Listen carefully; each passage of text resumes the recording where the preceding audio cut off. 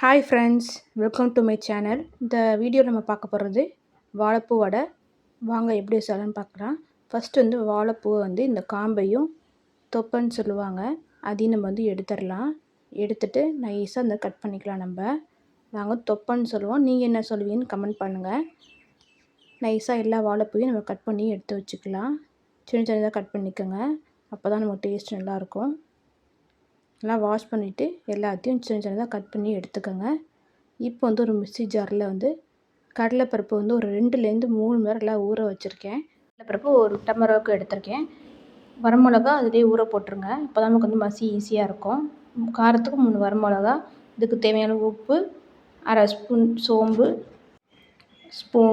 மஞ்சத்தூள் 1/2 ஸ்பூன்னு.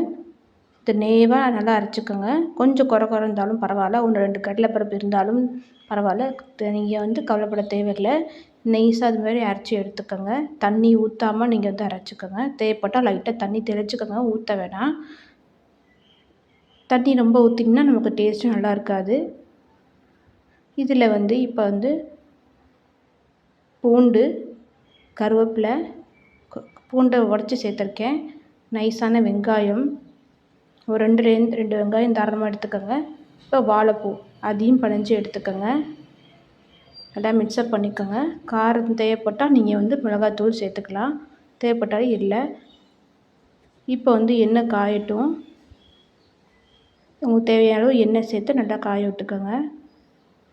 நல்லா கொதிக்கணும் நமக்கு எண்ணெய், அப்போ தான் நமக்கு சீக்கிரம் வேகும்.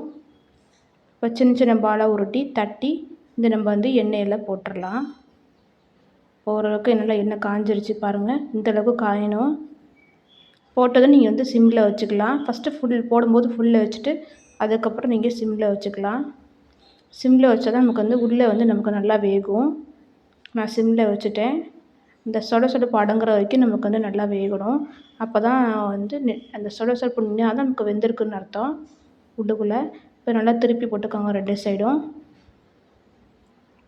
ஓரளவு இந்த சொடசொடப்பு நின்றுச்சு. இப்போ நம்ம திருப்பி போட்டுக்கலாம். லைட்டாக திருப்பி போட்டுக்கோங்க. பாருங்கள், 2 பக்கமும் நல்லா வெந்துருச்சு நமக்கு. இப்போ ஒரு பிளேட்டில் மாற்றிடலாம். அவ்வளோதான், எல்லாத்தையும் நம்ம பொரித்து எடுத்துட்டேன். பாருங்கள், உள்ளே நல்லா வெந்திருக்கு நமக்கு, மேலே நல்லா கிறிஸ்பியாக வந்திருக்கும். நீங்களே வீட்டில் இதேமாரி ட்ரை பண்ணி பார்த்துட்டு எப்படி இருந்துச்சுன்னு கமெண்ட் பண்ணுங்கள். Thank you friends.